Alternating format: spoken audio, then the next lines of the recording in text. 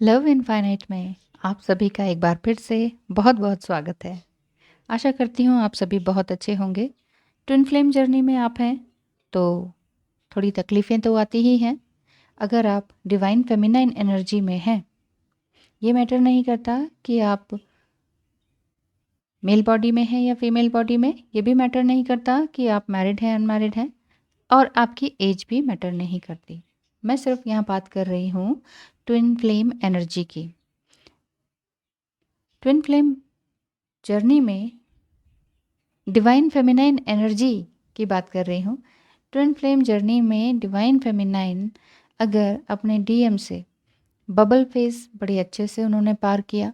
इसके बाद वो शादी करना चाहते थे, चाहे सिचुएशन कुछ भी रही हो या आप पहले से मैरिड हैं, डिवोर्सी हैं और अब डीएम आपको मिले हैं, कुछ साल आप रहे साथ में, बबल फेज़ हुआ, उसके बाद डीएम भी आपसे शादी करना चाहते थे, आप भी लीगली उनके साथ मैरिज करके आगे अपने सोल मिशन पर आगे बढ़ना चाहते थे क्योंकि आप दोनों के सोल पर्पस, इंटरेस्ट्स और थॉट्स ये सभी मिलते थे।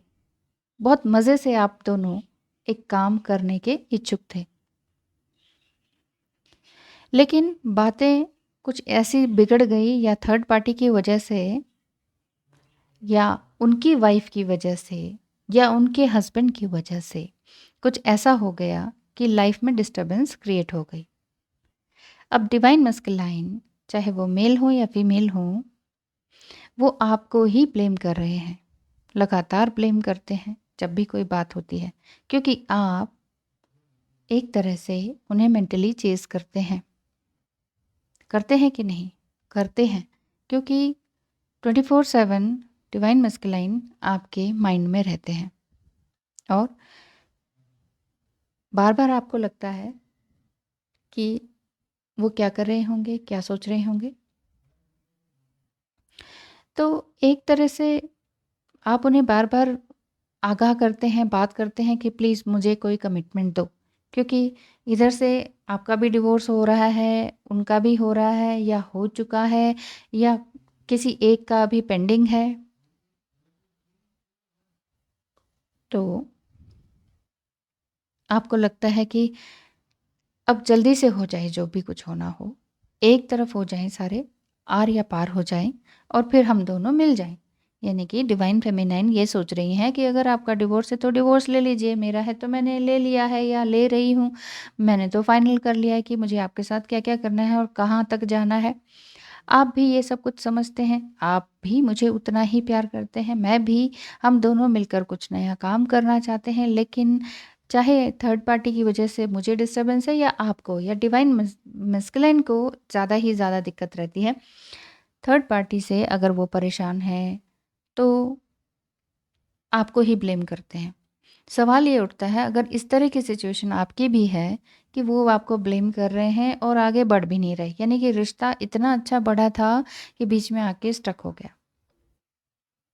लेकिन अब आप स्टक नहीं रहना चाहते हैं, मूव ऑन करना चाहते हैं। आप उन्हें कह रहे हैं कि कमिटमेंट दो, शादी करो और आगे बढ़ो। लेकिन वो कह रहे हैं कि अभी कुछ नहीं कर सकता मैं बहुत डिस्टर्ब हो गया। क्योंकि थर्ड पार्टी से डिवाइन मस्कुलाइन की एनर्जी भी लॉस होती है और इधर अगर आप चेज़ करते हैं या मेंटली चेज़ करते हैं या उन्हें बार-बार बोलते हैं, इधर आपकी एनर्जी भी सक होती है। डिवाइन मस्कुलाइन अगर आपके पास बार-बार आते हैं या बार-बार बातें होती हैं और वो आपसे एनर्जी लेके चले जाते हैं, यानी कि वो हैप्पी हो जाते हैं और आप यहाँ डिप्रेस हो जाती हैं कि बोलो, बोलो, कुछ तो बोलो। कब, क्या, कैसे? कुछ तो बोलो, कोई तो सॉल्यूशन दो क्योंकि आपने ही करना है जो करना है। आपके ऊपर मैं डिपेंडेंट हूँ। डिवाइन फेमिनाइन एनर्जी इसी तरह की होती है, चाहे वो मेल बॉडी में हो, ठीक है?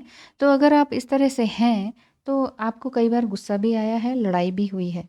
ऐसी सिचुएशन अगर आपकी भी बन रही है और आप ये सोचना चाह रहे हैं, पूछना चाह रहे हैं कि मेरा मन कर रहा है कि अब बिल्कुल ही ब्रेकअप कर दूँ, छोड़ ही दूँ। और बहुत बार वो बात करते हैं या नहीं करते हैं, जो भी कुछ ऐसी सिचुएशन होती है, आप नहीं जवाब देते हैं। कोई भी बात होनी होती है, कोई भी कम्युनिकेशन फ़ोन से या किसी भी तरीके से, तो आप सोचते हैं कि नहीं, मुझे बात नहीं करनी और आप बहुत बार नहीं बात करने के चक्कर में आप सिर्फ़ अपने ही काम पर ध्यान देती हैं। आप ये चाहती हैं कि मैं अपने ऊपर फ़ोकस करूँ क्योंकि मुझे बहुत कुछ पता है, बहुत कुछ जानती हूँ, बहुत कुछ करना चाहती हूँ। लेकिन डीएम है कि ऑन ऑफ की सिचुएशन में रहते हैं, ऑलवेज़, ऑलवेज़, ऑलवेज़ कहते हैं।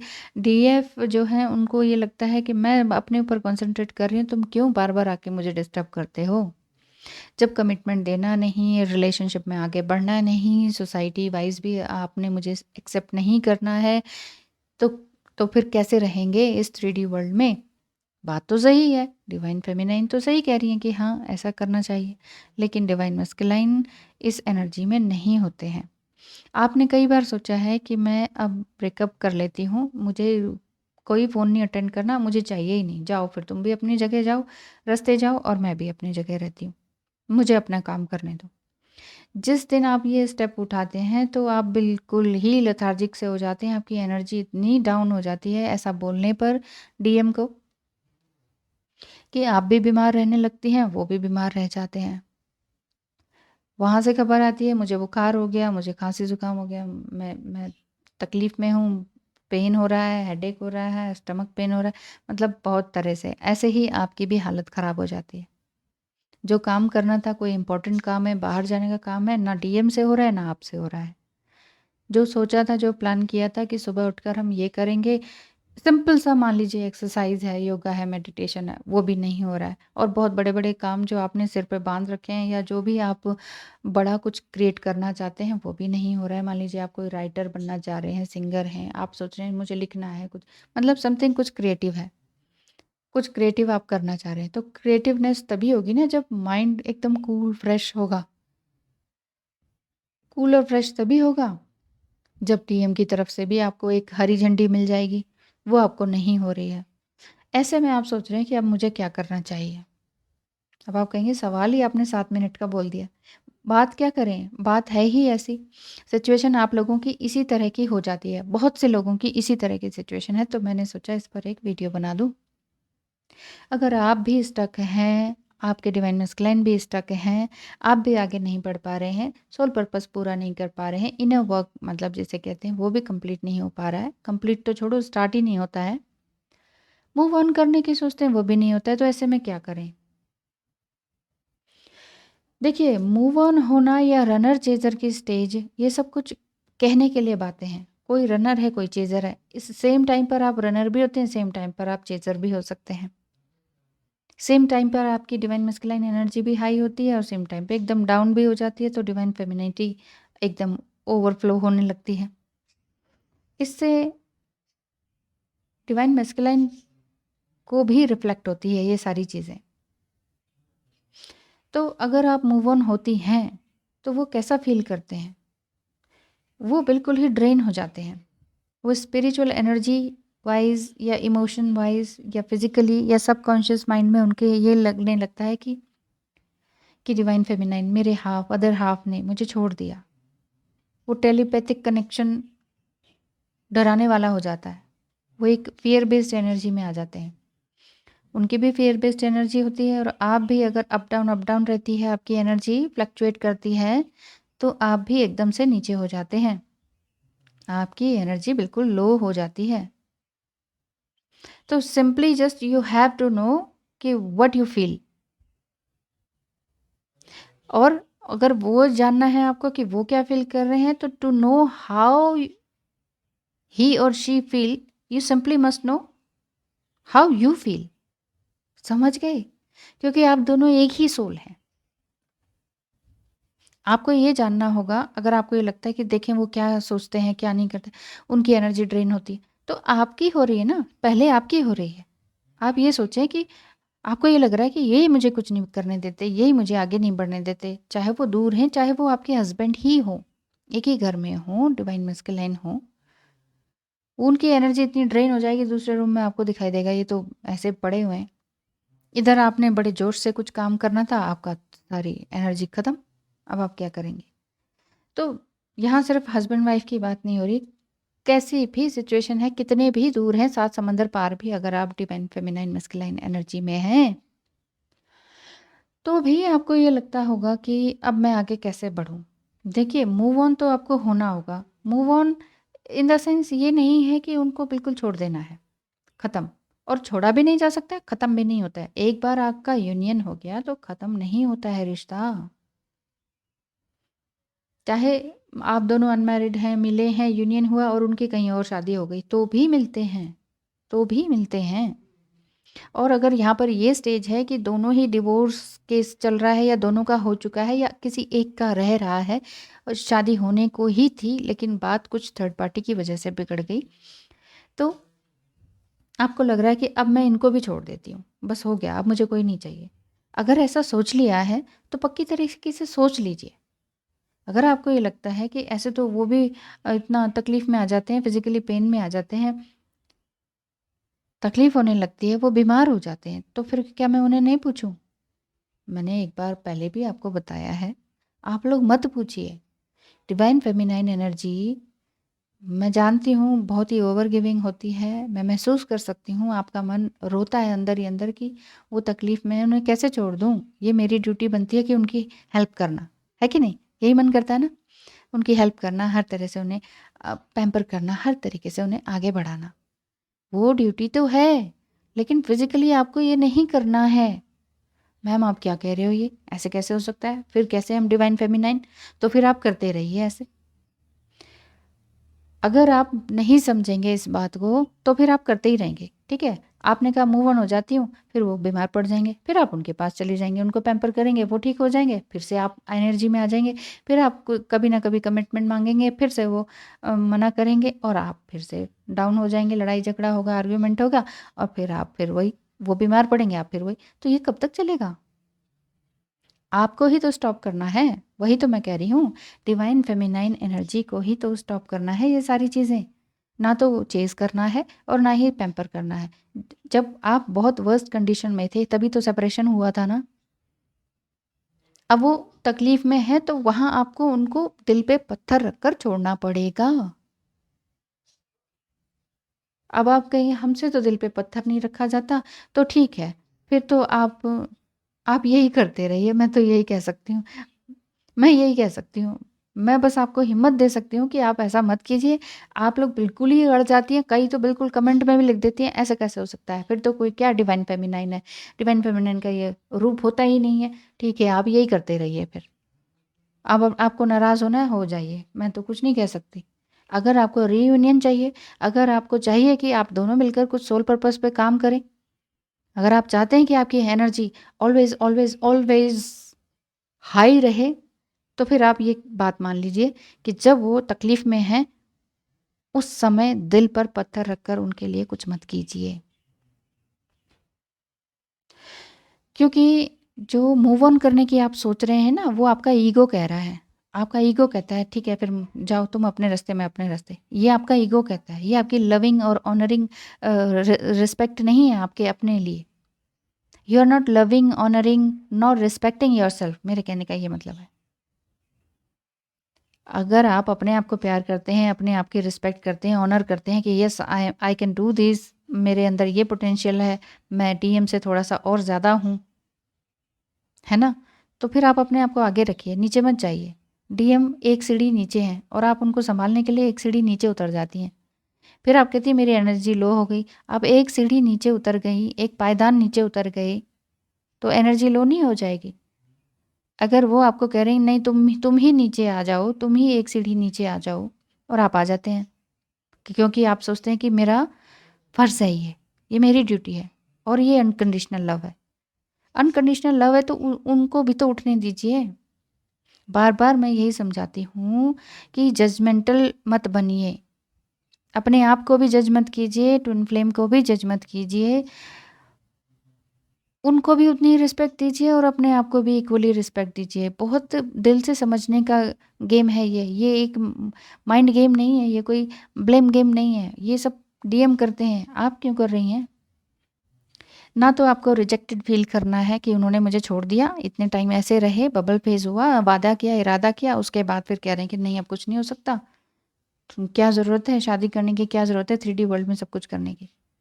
वो तो कहेंगे ही ना, उनकी तो एनर्जी इस तरह की होती है, वो तो जाएँगे ही, पीछे भागेंगे ही, एक पायदान नीचे उतरेंगे और आप उन्हें पकड़ने के लिए नहीं, एक पायदान नीचे। माँ नहीं होती है, माँ होती है। एक बच्चा अगर चल रहा है तो उसे हाथ पकड़ के ऊपर खींचती है, ये थोड़ी ना वो नीचे ही पहुँच जाती है। ऊपर लेकर आना है उनको, तो उसके लिए आपको अपनी एनर्जी को नीचे नहीं करना है। जितना ज़्यादा आप अच्छा फ़ील करेंगी, अपनी सच्चाई में रहेंगी, अच्छाई में रहेंगी और अपने ईगो को साइड करेंगी। आप हर्ट नहीं होती हैं, एक्चुअली आपका ईगो हर्ट होता है। इस बात को समझिए। डीएम ने कुछ कह दिया, मैं हर्ट हो गई, मुझे रोना आ गया। वो क्यों? आपका ईगो हर्ट हुआ है। आप इस बात को समझिए, जब अगर आप एम्पैथ हैं, स्पिरिचुअल हैं, बहुत कुछ अच्छे काम कर रही हैं, अपने सोल पर्पस पे काम कर रही हैं, तो डीएम कौन होते हैं जो आपको हिला जाएँ अच्छी तरीके से? डीएम कौन होते हैं कि आपको एकदम से नीचे ड्रैग डाउन कर जाएँ? आपने उनको ऊपर लेकर आना है, ना कि उनके साथ नीचे गिर जाना है। ठीक है ना? तो जब उन्हें आपको लगे कि वो तकलीफ़ में हैं, इमोशनली, साइकोलॉजिकली बिल्कुल ड्रेन हो रहे हैं, आपने उनको छोड़ देना है। कुछ टाइम के लिए, हमेशा के लिए नहीं कह रही हूँ। कुछ टाइम के लिए उनको छोड़ देना है उनके ही हाल पर। भगवान हमें इतने कष्ट क्यों देता है? हमें अपने ही हाल पे छोड़ देता है। हम कहते हैं ये भगवान हमें इतना क्यों कष्ट दे रहा है? हमें सिखाता है ना, लेसन सिखाता है। तो आप उनके लिए भगवान हैं एक तरह से। आपको ये दिख रहा है ना, आपको पहले सब कुछ पता चला है ना, तो आप बेसिक, अब देखिए कितने डीप में जाएँगे तो आप उतने ही कन्फ्यूज़ होंगे। बेसिकली आप ये समझिए कि आपको सब पता है और वो अभी इस स्टेज पे नहीं है कि उन्हें पता होते हुए भी नहीं पता है। परेशान मत रहिए, समझिए बात को। उन्हें पता होते हुए भी नहीं पता है। वो आपसे ज़्यादा इंटेलिजेंट होते हुए भी आप उन्हें समझाती हैं, है कि नहीं? तो इस बात को समझिए, अगर उनको समझाना है तो वर्बली नहीं समझाना है, फिज़िकली पास में जाके नहीं समझाना है, उनको उनके हाल पे छोड़ दीजिए। आप उनके लिए भगवान हैं, ये समझ लीजिए। उनको तकलीफ़ हो रही है ना, वो उस तकलीफ़ से लेसन सीखेंगे। आपको लग रहा है वो अगर गड्ढे में गिरे हुए हैं, तकलीफ़ में हैं, उन्हें बाहर खींच के निकालना है। रहने दीजिए थोड़ी देर गड्ढे में, रहने दीजिए उनको और अपने आप वो समझेंगे, अपने आप बाहर निकलेंगे। जब आप आगे बढ़ जाएँगी, वो अपने आप पीछे-पीछे आके आपके साथ आ जाएँगे। साथ आके खड़े होंगे कि मैं भी ये करूँगा, थैंक यू सो मच कहेंगे। वो ये ब्लेम नहीं करेंगे कि तुमने मेरा उस समय साथ नहीं दिया था, तुमने ये किया था, तुमने वो किया था। वो जो ब्लेम गेम अभी चल रहा है ना, वो ब्लेम गेम ख़त्म करने के लिए आपको उनका साथ थोड़े टाइम के लिए छोड़ देना होगा। आ गई बात समझ में? तो यही करना है। So do not spiritually feel your own emotions. You do not spiritually feel your own emotions, so they are being reflected back at you, so you can see and feel them with your physical senses. आपके पास इतना sense है, sixth sense है, harmonious union में आप already हैं। मान लीजिए आपको हाँ चाहिए, शादी चाहिए, 3D वर्ल्ड में ये सब कुछ चाहिए, तो अपनी ईगो को थोड़ा और साइड करें, अपनी सच्चाई को जानें, इस पेन से आगे निकलें। ये पेन लेना देना सब दिमागी गेम है। ये पेन हटेगा ना तो आपको एकदम से समझ में आ जाएगा, ये दिमाग का गेम हटेगा ना, आपको एकदम से समझ में आ जाएगा कि अरे ये तो कुछ पेन था ही नहीं, बेकार की ये ईगो का ड्रामा था, ये मेरे अंदर का ईगो था। डिवाइन फेमिनाइन जिस दिन अच्छी तरह से क्लियरली समझ जाएंगी ना, उस दिन समझ में आ जाएगा कि अभी वो तकलीफ़ में है, उन्हें कुछ टाइम के लिए तकलीफ़ में रहने दें, उनकी जाके हेल्प करने की ज़रूरत नहीं है।